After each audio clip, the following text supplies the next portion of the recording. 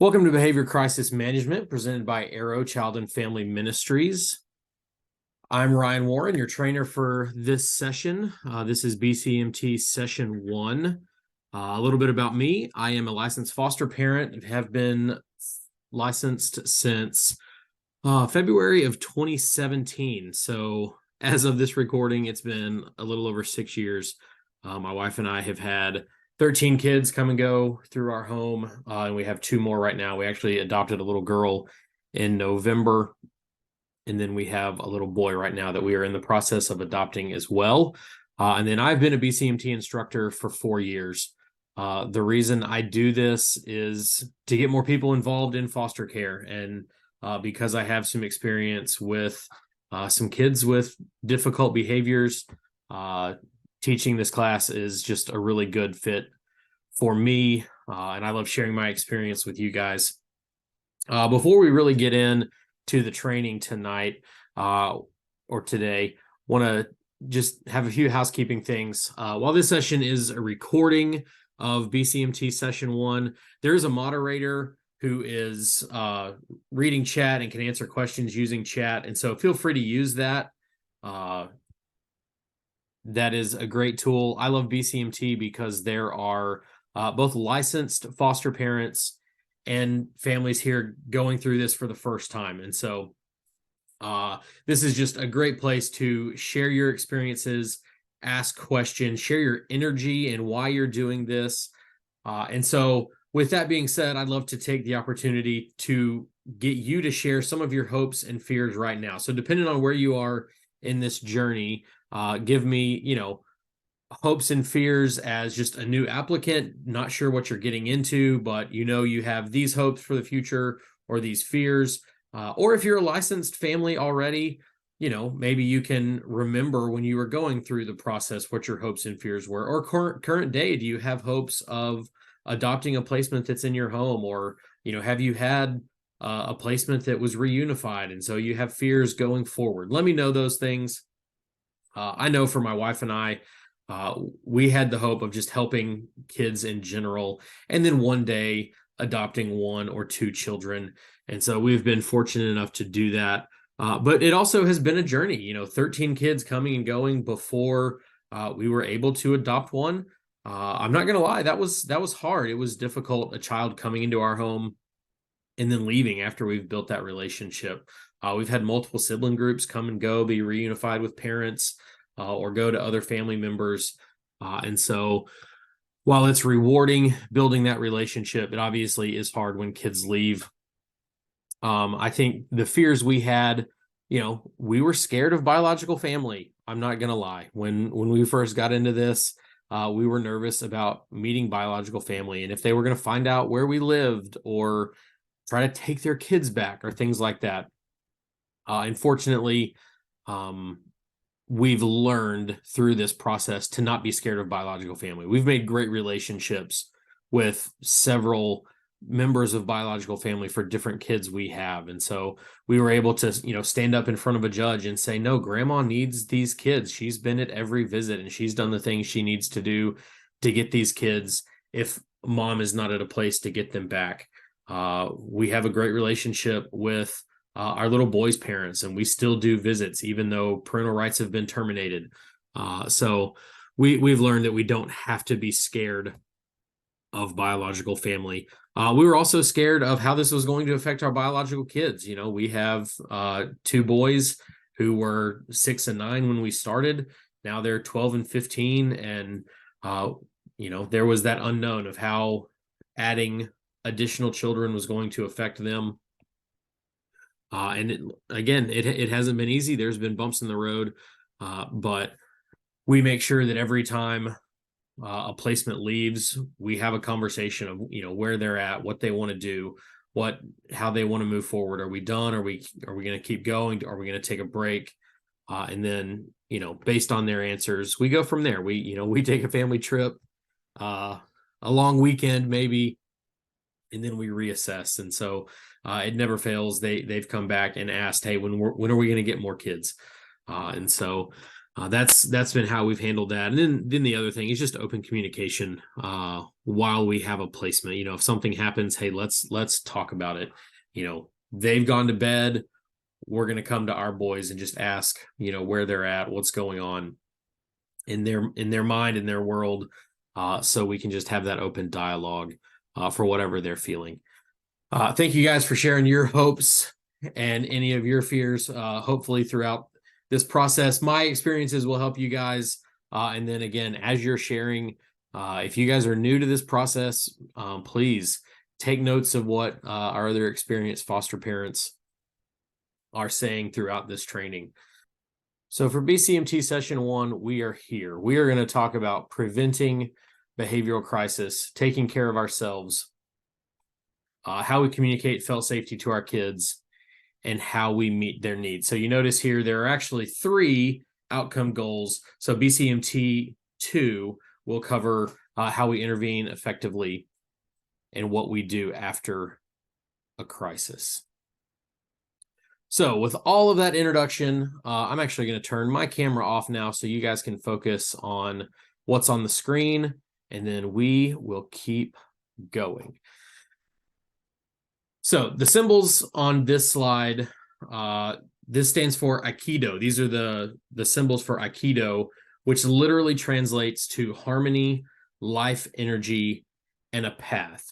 BCMT uses this symbolism because parenting kids from a traumatic past, it cannot be done in a forceful way. It's got to be done with thoughtfulness and in unison with that child. It's almost like a choreographed dance. And for those of you that have been parents before, there's a good chance this is not how you've parented your biological kids.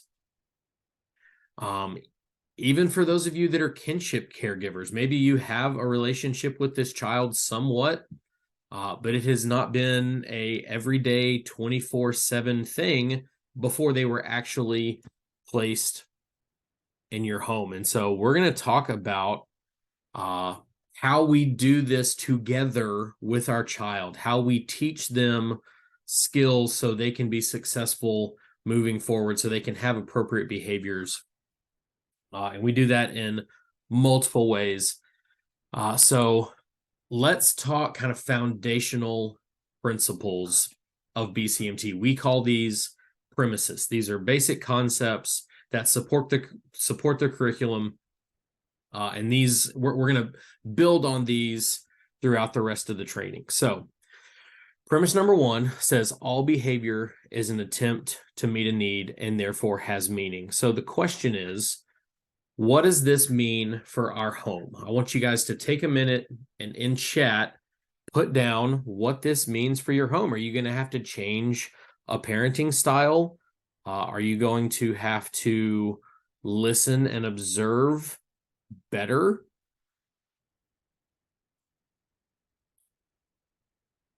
Let's think about a child who has a tantrum at bedtime.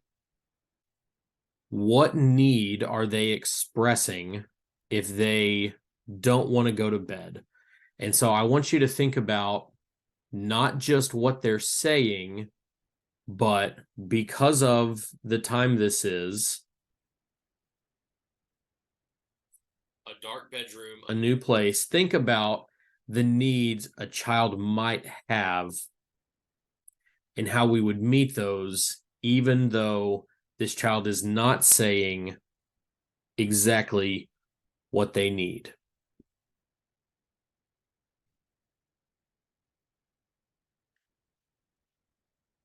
The thing to keep in mind here about premise number 1 is we have to look behind the behavior. We have to look past the behavior, not stop at the behavior, but to meet a need. If our child comes to us and asks if they can ride their bike all across the neighborhood and make friends, and we say no, and they have a temper tantrum, what's the need there? Was the need to really just ride their bike, or was the need for them to have some freedom like they had at their biological parents' house because there wasn't rules, there wasn't a set time to come in, there wasn't a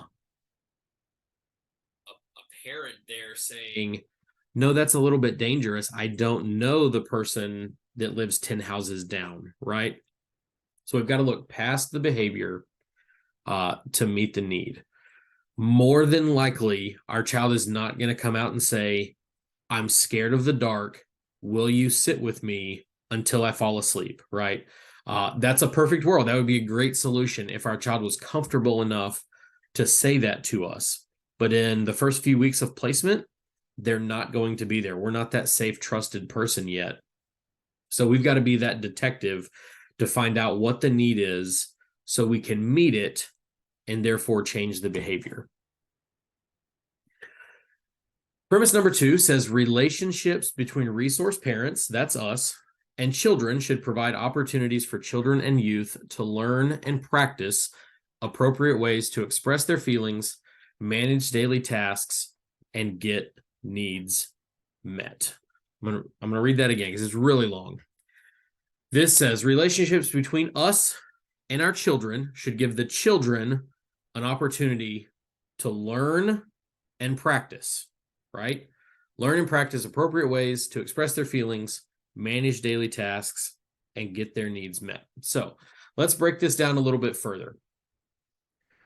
First key component to premise number 2 is a relationship, right? This is a relationship between us and the child in our home. A relationship means it's a give and take, right? Relationships have to be built. There's got to be communication. Communication is a two-way street. The definition of relationship is the way in which two or more people are connected. I love that word there. This is a connection. That can be a strong connection or it can be a weak connection, right? We want to build this relationship as much as we can, and that comes through communicating both ways, not just talking, but listening to our child as well. The second part of this premise that I really like is that word practice, right? The definition of practice is to perform or exercise repeatedly or regularly in order to improve a skill. The goal for us as parents of kids in foster care is for them to leave our home with the ability to get their needs met, meet their own needs, do that appropriately, express their emotions appropriately, and just be an overall productive member of society, right? If we are constantly doing everything for our child, if they're not making their own decisions, if they're not making their own choices, if they don't have a voice, they're not going to be able to do that when they leave our home, whether that's when they're 18 and they graduate high school and they go to college, or whether that's 6 months from now when they go back to their parents' house or they go back to grandma's house or wherever that is. We can start building that in our kids right now if we allow them to practice those things in our home.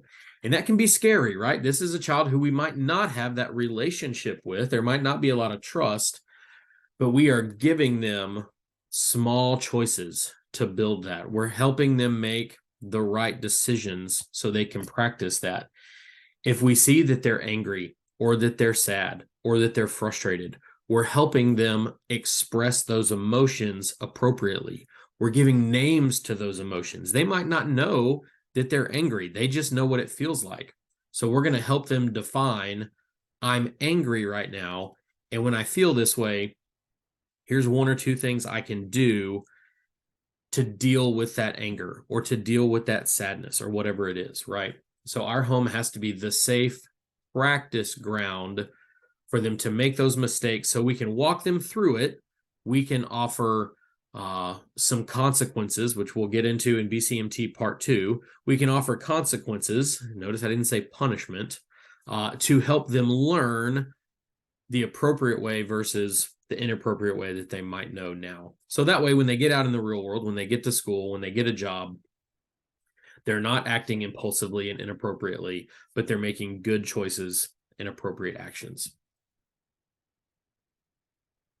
Premise number 3 says all aspects of resource parenting should be culturally responsive and competency-based.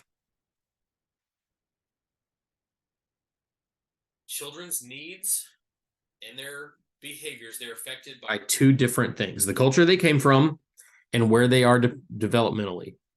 We've got an entire section on culture, so I don't want to spend a ton of time here on culture, but instead I want to look at what competency-based means. So I'm going to give you guys just a few seconds to put in chat what you think it means to be a competency-based parent.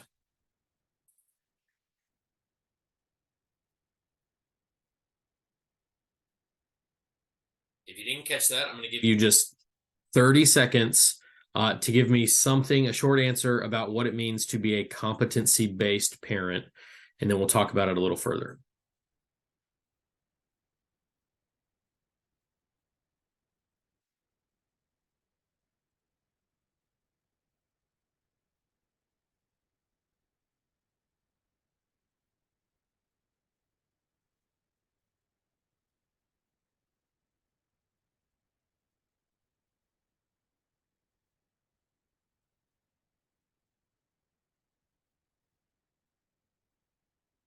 So I think competency-based is really two sides of a coin, right?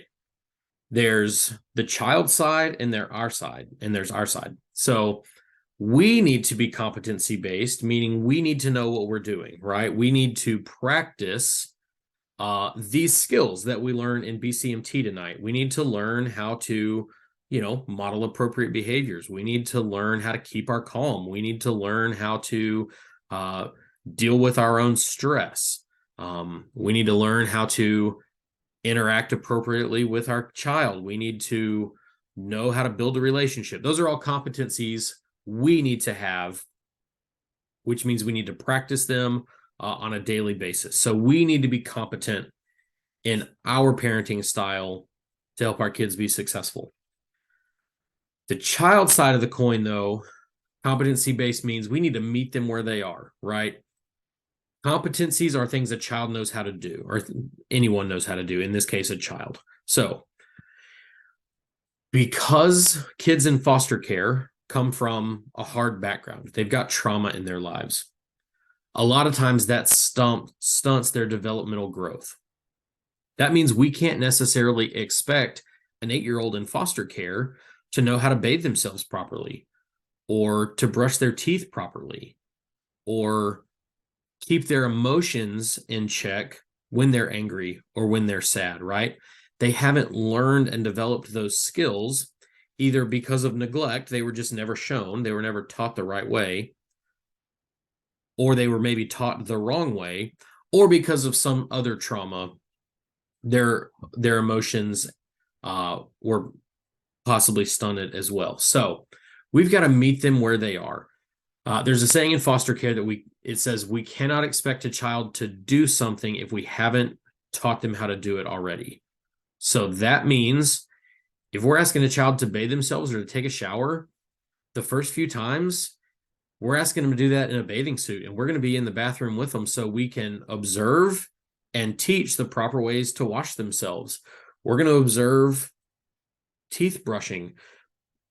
We're going to teach them how to comb their hair. We're going to teach them the appropriate ways to ask for things, right? We can't expect them to do these things on their own. We've got to meet them where they are and set expectations based on that, and then we build from there.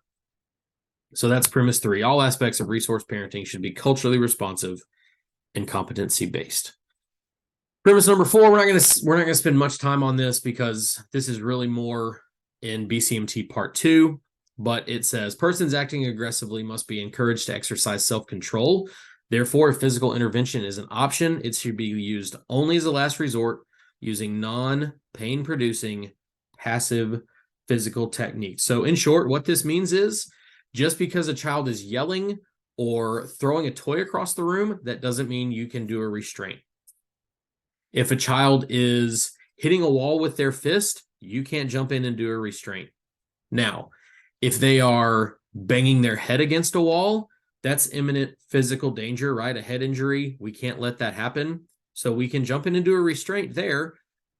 But if we do the restraint, it's only long enough to get them away from the wall so they're not hurting themselves, to get other kids out of the room if they're going to be a danger to those other kids, or it's only long enough to get them calm so we can get away if they're trying to attack us, right?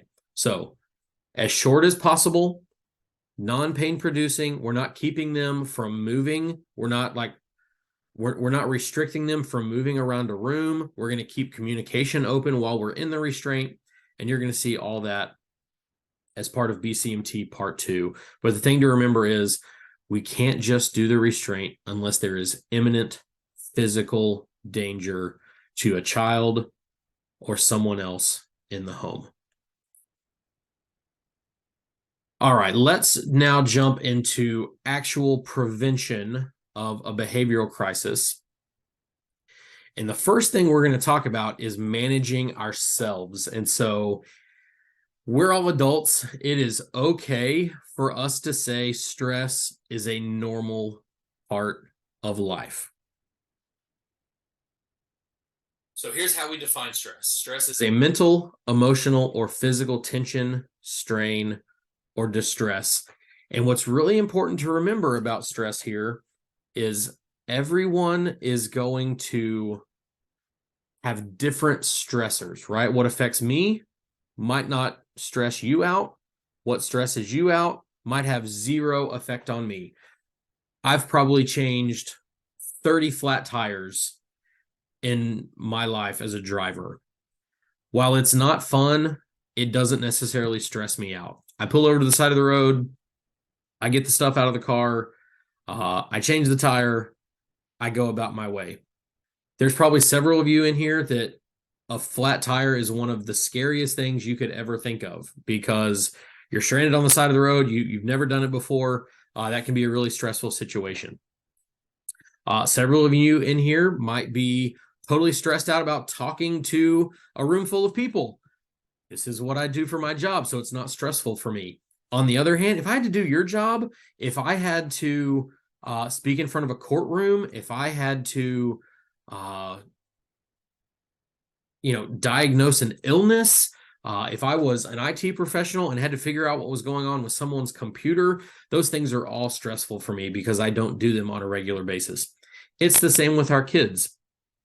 They're all going to have different triggers and different stressors because of their past, because of their trauma, and because of other just unknown things, right? So it's really important to understand that what stresses us out, they might find totally normal and vice versa.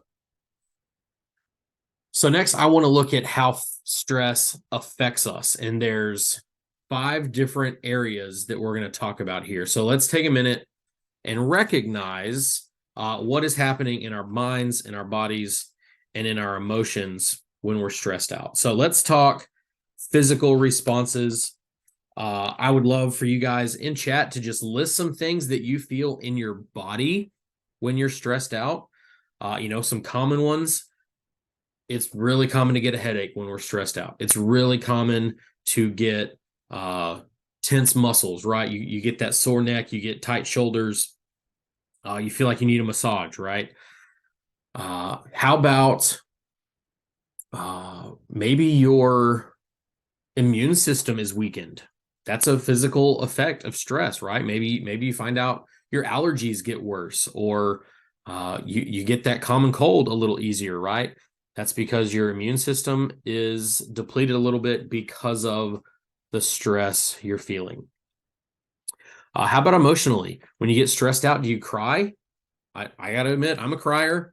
I cry about a lot of things, not just when I'm stressed, but that's one of them. When I'm stressed, that's one of my emotional reactions. How about numbness, or just, you just disconnect, you withdraw, you just kind of shut down. You don't want to make a decision. You don't want to talk to anybody. Just emotional numbness, disconnection. That is, again, that emotional reaction to stress. Does anybody get moody? Maybe you're just on this roller coaster of mood. You're happy one minute, and just the flip of a switch, you're angry the next. Again, that's an emotional response to stress.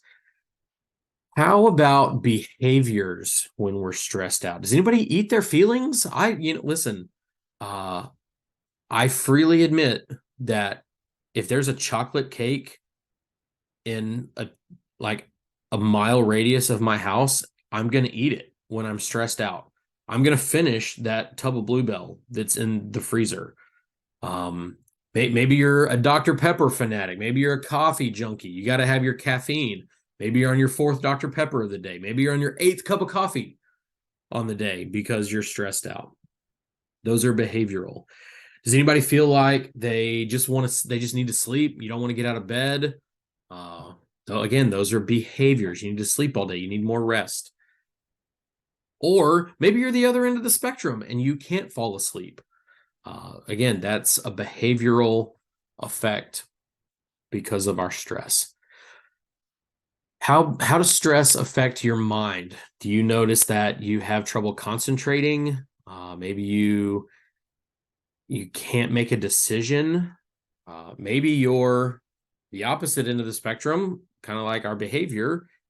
Cognitively, that means we get hyper focused on whatever thing that is stressing us out. That's the only thing on our mind. We can't think of anything else. We've got to figure it out. We've got to take care of it before we can even move on to the next thing. Maybe because you're hyper focused on this thing and the rest of the world is then spinning out of control, that causes you even more stress, right? Like that's a scary cycle we can get on. And it's all because our mind is affected by stress.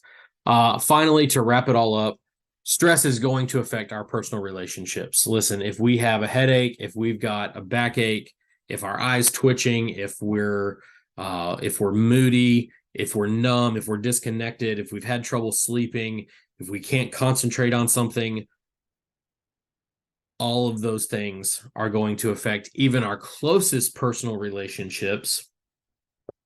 So then if we put this in the sense of we're a foster parent and we have a child who's only been in our home for a couple weeks, and we have been this nice, happy parental figure for a couple weeks or a month, and then all of a sudden we come home from work one day, we're totally stressed out and we don't want to talk to anybody. We immediately go to our bedroom and shut the door, or we're short and we're snippy with our answers. Maybe we're talking a little louder because we're frustrated. That's going to be very confusing. It's going to hurt that relationship that we're trying to build. So we need to make sure that when we're stressed out, we identify it, we understand what's going on in our bodies and our emotions. So then we can take care of it and relieve our stress. So some ways we do that. Physical management. How do we deal with our stress physically? Well, maybe we do just a simple breathing technique. The simplest one I know and have learned is we breathe in deeply through our nose,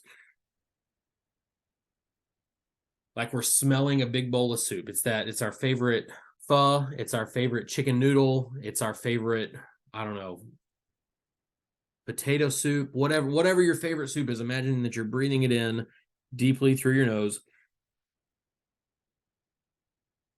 But then because it's hot, it's soup, we want to blow it off so we don't burn our mouth. And so we blow it off through our mouth. Deep breath in through our nose, deep breath out through our mouth as we cool our soup off. That's a simple breathing technique that you can use or that you can teach your kids as well. If we're talking about modeling appropriate behaviors, you can teach them as well. But that's really simple. We do that for a couple minutes. That helps clear our mind. That gets plenty of oxygen in our bloodstream and therefore up into our brain so we can think clearly and we can move on and face the next set of challenges because we know that's what we're going to have. We need to make sure that we're eating right. So, don't skip breakfast, don't skip lunch. Again, we talk about, behavior effects. We get hyper focused on something. We forget about eating. We forget about taking care of ourselves. So we need to make sure that we're eating right, eating at the appropriate times, not eating too late, not eating too early. And so, we're hungry that obviously affects our mood at the same time. So we need to make sure we're getting proper nutrition at the right times. We need to get plenty of sleep. So, if you're one of those who one of your reactions to stress is you can't sleep, maybe you need to take a melatonin, or you need to find another way to help yourself fall asleep at night. We need to get plenty of rest. Don't stay awake, scrolling Facebook or scrolling Instagram. Find something that helps you fall asleep. And then let's make sure we get plenty of exercise, whether that's walking the dogs, taking a walk around the block, playing outside with the kids, going to the gym, whatever physical exercise looks like for you. That's obviously going to help us release some hormones, endorphins. They're going to help relieve our stress. So that's physical management. On the emotional side, we need to recognize what stresses us out, right? If we recognize that and we see it coming, we can help deal with it before it gets too bad, right? We also want to express our emotions. What happens if we bottle that all up? Eventually, there's an explosion. That's what happens in our kids. And if we haven't learned to express what's going on with us, that's what happens to us as well. So let's make sure we have a safe person, whether that's our spouse, a close friend, whatever it is, that we can talk to and we can laugh with. Listen, it can be as simple as watching America's Funniest Home Videos with your kids. Like, I notice that when I get stressed out, if I take just 20 minutes, my 15-year-old, he loves turning America's Funniest Home Videos on. I think it's on Netflix now. He turns America's Funniest Home Videos on Netflix. Maybe it's Prime. I don't even remember which one it is. Anyway, all the episodes are on there. And so we'll watch 15, 20 minutes of America's Funniest Home Videos, and I will laugh until I literally can't breathe. I'm coughing. I got tears rolling down my face. And I forget whatever I was frustrated or upset or stressed out about. And so it's really important that we find something that we can laugh about to help us deal with that stress as well. I would love for you guys now to put in chat some things you do to handle your stress. So hopefully, as you're putting these in here, you're keeping that in mind. What can we do physically? What can we do emotionally? So I'm sure a lot of you guys are going to, say you do some kind of exercise. Maybe you do something else outside, whether it's, gardening, whether it's playing with the dogs. Maybe you listen to music. Maybe you read a book. Maybe you like to go take a nice warm bath. All of those things can be great stress relieving things. Some things to remember when we're looking for activities that can help relieve our stress. Obviously, fun and enjoyable for us, right? This is the reason I don't golf anymore. I was terrible at golf. I'm very competitive. And so I found out that in the afternoons when I was done golfing, I was angry because I played so bad, because I lost golf balls and they're expensive, or I'm just not good. And so I don't golf anymore because it wasn't fun and enjoyable and it didn't relieve my stress. I found out that I was more upset and more stressed out when I got home. So don't do something because someone else says it will help relieve your stress, right? You got to find that thing for you. Also, let's make sure we can do this on a regular basis. If going to Disney World is a stress reliever for you, that's great. But let's be real, you're not going to be able to do that once a week, probably even once a month, much less multiple times a week, right? So let's find something that we can do in 10 to 15 minutes, 30 minutes on our way home from work, 5 minutes after we walk in the door. This is something we can do just to take care of ourselves. And then again, depending on where you are, what your personality is, make sure that this is a balance of physical, creative, and relaxing, just so we can engage all of those different senses and places inside us and inside our personality, so we can really take care of our stress level. So the first way we help prevent behavioral crisis, taking care of ourselves. All right, the second way we can help prevent behavioral crisis in our kids is in how we interact with them. Now, this slide has a lot of information on it, so let's talk through it. The right-hand side of this slide is known as the hurtful approach to interacting with kids. And unfortunately, this is the way many of our kids have been interacted with in the past. They've been told by their caregiver that the caregiver wins and that they, as the child, lose. They've been told that they're worth nothing, that they can't do anything right, that they're incompetent, right? That's the message that's being sent from the caregiver to the child. That communication style, it's abusive, so it's going to be loud, hurtful. It's going to be demanding. It could be aggressive or passive aggressive. That teaches a child that they're worthless and that nobody cares about them. They end up feeling alone and threatened, fearful, angry. You can imagine a lot of negative emotions there if you're spoken to, if you're communicated with in that way. So what we need to do as foster parents is communicate and interact with our kids on this left-hand side, this helpful approach. Our message needs to be, as a caregiver, my job is to not just win, but to make sure you win as well, right? We've got to create win-win situations. We've got to tell our kids that they're worth our time and our energy. And obviously, we can't just do that with our words. We got to do that with our actions as well, right? Our energy goes into showing them that they're worth it. How do we do that? Or in what ways do we do that? Man, we've got to stay nurturing. We've got to stay calm. We've got to use that calm tone of voice. We've got to encourage them. We've got to praise them. We've got to reward the appropriate behaviors instead of punishing the negative behaviors, right? Because that's that hurtful approach. That's on the other side of the spectrum. We need to build self-worth. We need to show them that somebody cares about them, that they're wanted, they're appreciated, and they're loved. And then we see down here, what does this teach them, or what's this experience they have of themselves? They're connected, they're safe, they're secure, and they're competent, right? Like those are some amazing things that we can help our kids understand if we're interacting with them on this helpful side. Listen, we're not perfect. We're going to make mistakes. Every one of us messes up. And so we might fall back into this hurtful approach sometimes. It's really key, if we do that, we apologize and we get right back to the helpful approach as soon as possible. So how do we do this? Let's talk like some real world things in our home and in our normal lives where we can have helpful interaction, helpful communication with our kids. Number one, we need to create an environment that is conducive to building relationships. We need to meet their needs without them asking. We need to spend time together, how and where they're comfortable.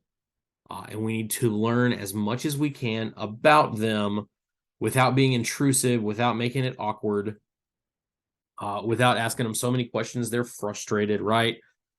Think about what it took to build your relationship with either your spouse or your best friend. It took time, right? I remember when my wife and I were dating, I would pick her up, and even on the way to pick her up, I would call her. I'd call her on the phone. So I'd be talking to her the whole way there. Okay, hey, I'm in your driveway. I'm going to hang up now. Right? Like that. I don't understand why we did that. Like I was headed to see her, but I was on the phone with her as we were going. Pick her up. Obviously, we're communicating. We're having interaction the entire time we're there. Date's over. I drop her off at her house. As I'm pulling out of the driveway, I'm calling, hey, did you get inside okay? Door wasn't locked. Like you get up the stairs, you didn't fall down and hurt yourself. And then I'm on the phone with her the entire time I get home. And then I've even got her on speakerphone, like as I'm getting ready for bed, and I'm in bed. And then I don't want to hang up. I don't want to stop hearing your voice. And it's thinking back, it's almost like, whoa, I can't believe we did that. But we wanted to spend every second together, right? We pursued the relationship with each other. And so we're going to have to do some of that with our kids, because they're not going to do it. They're not going to do it for us, right? They're not going to pursue that relationship. We're going to have to do that as the parent and as the adult. So we've got to create that environment in our home where we have open communication. We spend time together. and we get to know each other. Number two, we need to make a special place that's just for them when they're having a hard time. This can be as simple as it's their bedroom. They don't share it with anybody. So their bed is their safe place. They can curl up on a little ball. They can hold their pillow. They've got their favorite stuffed animal there. It can literally be that easy. Now, maybe they don't have their own room. Maybe they have to share a room with another child. Maybe we can come up with another special place that's just for them. Maybe you've got a game room and you can put a sensory tent in the corner, and it's got goo or slime in a plastic bag that they can just squeeze the heck out of when they're angry.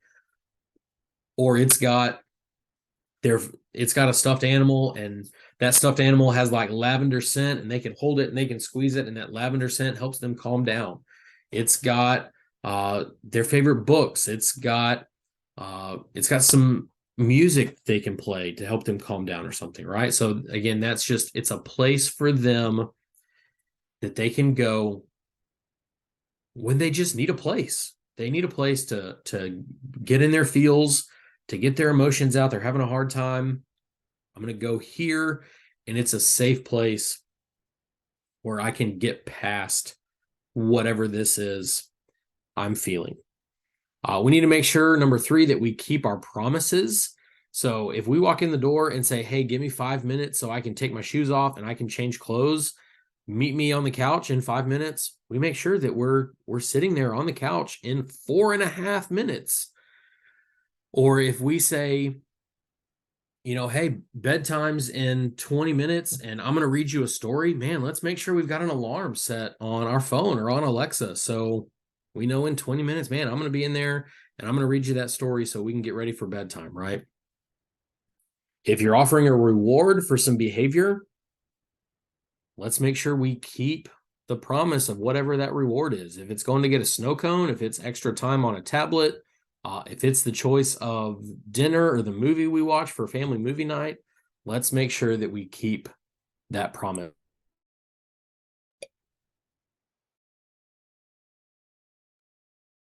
Number four, let's make sure that we don't speak negatively about a child's family or bio parents. A lot of kids in care, they love their parents. Their number one goal is to go back, to see their mom again, to be back with their brothers and sisters, to be back with grandma, whatever it is. And if we are speaking negatively about them, that's going to hurt the relationship. If our kids go to a visit and they come back and they have some behaviors because of that visit, because of remembering something that caused some behavior, or they have negative behaviors simply because they miss their mom and dad and brothers and sisters because they got to see them and it's just at the forefront of their mind, and so there's some behaviors. If we then talk about in front of the child, man, I wish they didn't see their parents, I wish they didn't have these visits, it causes all these behaviors, that's going to hurt the relationship. So let's make sure we don't speak negatively about bio family. We need to keep those connections. We need to grow those relationships, because let's face it, the number one goal for a lot of kids in care is to go back home. So let's make sure we keep those connections. And even if the time comes when parental rights are terminated, they're not going back to mom and dad, that doesn't mean the child is just going to forget, right? It doesn't mean, oh, that's done, that part of my life is over, I'm going to forget about them forever. No, there's a good chance they're still going to, at some point, want to see mom, want to see dad, want to know that everybody's safe. And so we need to help those relationships, keep them in connection, and most importantly, not talk negatively about things. That's going to hurt our relationship with that child. Number five, we need to listen. I feel like this one's pretty self-explanatory, but let's make sure we not just listen with our ears, but we listen with our eyes. We see behaviors, we see what those things mean, and so we can meet needs to change those behaviors. So we need to make sure we're listening and not just doing all the talking. Lastly, at least on this list, man, let's stay flexible. There's going to be a lot of changes to our schedules because we have kids in foster care. There's going to be a lot of visits. There's going to be a lot of different new activities. So we need to make sure that we're okay with that. We need to make sure that, man, if there's got to be some last second changes in schedules because a caseworker needs to come, or, we're not going to say yes to everything if it totally puts us out. But if we can be flexible to a visit or to, a caseworker coming, let's stay flexible in that. And also, let's be flexible in our thinking, not just be so narrow-minded that we don't let a child do something their way. If it makes sense to them and it's appropriate, let's let them do that. And if we can offer some advice along the way, great. Maybe we do that and to help them make it even better. But let's not tell them it's wrong just because it's not the way we do it. As long as it's appropriate, it's safe, we can stay flexible in our thinking and let them do things kind of their own way. All right, let's practice. I've got a couple different scenarios here. So let's talk about these. Let's practice having some helpful interaction with these two different kids. So scenario number 1 says, Tommy's 4 years old and he loves to draw and color. When we come home from work, he wants to do nothing more than show off the art that he's been working on. So I feel like this is kind of a softball, but put your thoughts in chat here. How do we have helpful interaction with Tommy?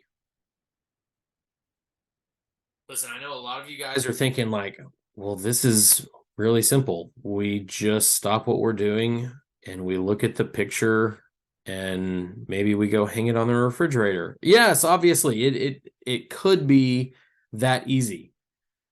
But I want to take this a step further because it might not be that easy, right? There might be 2 or 3 other kids in our home. And so the second we walk in the door, it's not just Tommy that needs our attention. It's Billy and it's Susie and it's Tabitha. I'm sorry, I was having trouble coming up with names. There might be 4 or 5 kids in our home that are all trying to get our attention. So what do we do if Tommy needs to show us his picture, but Billy, the 18-month-old, he needs a snack, and if he doesn't get one, he's going to start having a temper tantrum. And Sally, the 8-year-old, she's got to get to soccer practice, and so she needs help tying her cleats. And we've just been stuck in traffic for 30 minutes in Houston or Dallas or Austin. And if we don't get to the bathroom, our bladder's going to rupture. And we've been in these heels for 9 hours today, and our legs are cramping. And so hopefully that paints a picture that maybe it's not as easy as just, okay, Tommy, I'm going to drop down on my knee here for 5 minutes while you tell me about your purple sun and your orange sky and your green spider. And so we might have to take this a step further. We can still have helpful interaction even if we don't just drop everything we're doing and talk to Tommy. So how do we do that? Man, maybe we tell Tommy, hey, buddy, I'm going to look at your picture. I want you to meet me on the couch in 5 minutes.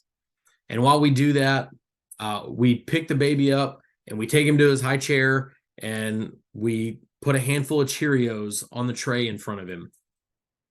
And then we go to our room and we take our shoes off and we change clothes real quick. And then in 5 minutes, we're sitting on the couch and Tommy's sitting right next to us and he is telling us about his picture. And while he's telling us about his picture, Sally's able to sit on the coffee table and put her foot on our leg and we can tie her cleats for her, right? So we've had some helpful interaction there. Maybe we take it a step further, and if we don't have soccer practice or baseball practice or cheer or whatever it is, hey, Tommy, I want you to not just tell me about your picture, but I want you to tell me about your whole day over dinner tonight. Why don't you run and finish your picture or draw me something else while I talk to Sally or while I talk to Mommy or whoever it is, right? So we have identified what this child needs, right? He doesn't just need to show us his picture. He needs our time and our attention, right? And so we gave him a little bit of it, and we've made this promise, hey, tell me more about it at dinner tonight. Then once we're sitting down for dinner, we keep that promise. We take turns. We let everybody explain how their day is. We hear all about the picture. We hear all about whatever they did at preschool. We hear all about whatever they did at school. And so we've had that helpful interaction with Tommy and probably the rest of our family, even though in this moment we didn't just stop everything we had to do to hear about Tommy's picture. All right, that was the easy one. So let's take a deep breath, because I know what you've done. You have looked ahead, you've read part B, and you see 14 years old, and maybe you've started panicking. Like your stress level is up. You're having hot flashes. Maybe you're starting to sweat a little bit. It's okay. Let's do our breathing technique. Let's take a deep breath through our mouth or through our nose. Breathe out through our mouth. Okay. We're ready for scenario B here. It says Allison is 14 years old and she has a cell phone that her previous foster home gave her. The first thing through our mind is, why did they get to do that? It's okay. We don't need to talk about that right now. We're talking about Allison. Allison normally remembers that we have the rule that the phone has got to be on the charger in the living room, in the dining room, wherever the charging station is. It's got to be there at 9 p.m. Can't be in her room. Normally she remembers that, but tonight something happened. Now tonight it's 11 p.m. We've gone down the kids' hallway to adjust the thermostat or just to make sure all the lights are off and everybody's asleep. Oh man, but we notice the flame blue light. We hear a giggle. We hear the clicking of the text messaging app or the social media app. Listen, I know what you're thinking. I'm thinking it too. If this was me, I'm thinking it too. Our mind is racing. Who is she talking to? What is she taking pictures of? Why is she not asleep? It is 2 hours past cell phone curfew. Hold on. How do we have helpful interaction here with Allison, who has broken cell phone curfew? But remember, she's normally done really good. This is maybe only the second time that this has happened. How do we have helpful interaction? Give me some thoughts in chat. I'll tell you what we're not going to do. We're not going to just burst in the door and say, give me the phone. You're grounded from the phone for the next 2 weeks. That obviously is hurtful interaction, right? We haven't given her a voice. We haven't given her the opportunity to tell us why she's even on the phone, what was so important that she broke curfew. We didn't even knock on the door. Give you a few more seconds to share your thoughts on how we have helpful interaction here with Allison.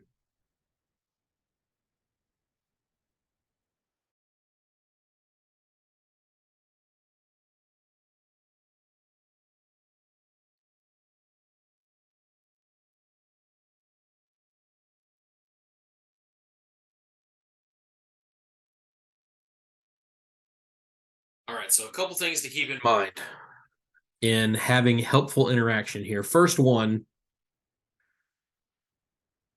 how have we done in setting expectations for this cell phone curfew?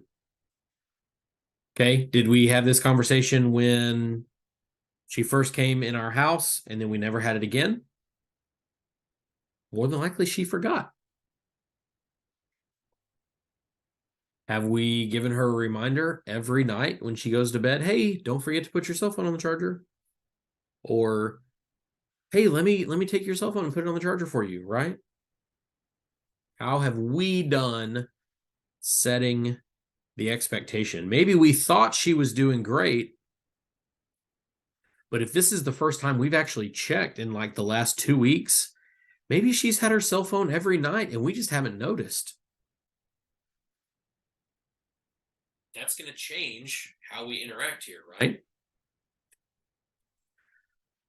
We've said in the scenario that she normally does well remembering this rule, but is this the 10th time this has happened in the last 60 days, or is this the second time this has happened in the last 60 days? Obviously, that's going to change the conversation we have here. Secondly, what other circumstances are in play here? If she is just scrolling TikTok or Instagram, that's a different conversation than if she is chatting with a friend whose parents are going through a divorce and she's afraid she's about to have to move. She doesn't know which parent she's going to live with. Maybe your friend just found out she's pregnant. Maybe she's in an abusive relationship, right? Those are all vastly different conversations. Maybe Allison here is trying to be a really good friend. That's a different conversation than if she's just scrolling TikTok, she's on Snapchat, whatever it is, right? Maybe Allison just got the phone number of the cute boy that sits next to her in math class. Listen, think back to when you were in high school or in college, and the first time you got that cute boy or girl's number, you were super excited and you wanted to be on the phone with them. And you'd probably lie to your parents to get to do that, right? It's no different for Allison in this situation if that's what's going on here. So we need to keep a lot of things in mind. In addition to that, we need to keep in mind the goal of this interaction here. It's 11 p.m. So we want to make sure that how we handle this situation doesn't cause some further behavioral crisis, right? If we barge in the door, give me the phone, you've lost this for the next 2 weeks, I am sick and tired of this. Listen, is there a chance Allison throws the phone against the wall and she picks up her purse and she just runs, like she takes off? She's done with our rules and our house and we're not her parents and she's running away, and that leads to, oh my goodness, now we got to chase her down the road. Now we got to call the cops. Now we got to call Arrow. Not the best thing to happen at 11 o'clock at night, right? So instead, if we can knock on the door, give her a chance to hide the phone, give her a chance to, goodness, put her clothes back on. Hopefully not, but we give her that opportunity, right? And then we walk in and, hey, listen, I heard the cell phone. It's 11 o'clock. I really need to go put it on the charger. So you can go to sleep. We got, big day tomorrow. You got to go to school. Maybe in that conversation, we include, hey, is there something I can help you with? Is one of your friends going through something, right? We're giving her an opportunity to explain, even if she hides it, even if she is making a poor decision in this moment. Let's give her the opportunity to talk about what's going on. We stay calm. Most importantly, right? We stay calm and we give her an opportunity to speak so she doesn't just immediately put up walls, right? So let's find out really what's going on here. This doesn't have to be our teachable moment, right? This doesn't have to be the second we give her those consequences, right? Yeah, there's going to be consequences to her actions, right? And those consequences are going to depend on the things we talked about earlier, how many times she's done this, what she was actually doing, right? So there's going to be consequences, but 11 p.m. is maybe not the time to have this teachable moment or to give consequences here, right? So, really good thoughts in chat. We want to make sure, again, keep the goal of the interaction in mind. We're preventing behavioral crisis here. So let's, in this situation specifically, get the cell phone in the charging station, and Allison is asleep so she can have a good day tomorrow. All right. Good work there on interaction model. Let's take this opportunity to take our first break. So let's take 10 minutes. I'll let the moderator, whoever's leading, set that time. I normally do 10, but I'll let you guys decide that in class, and then we will start the second part of BCMT 1 right after this.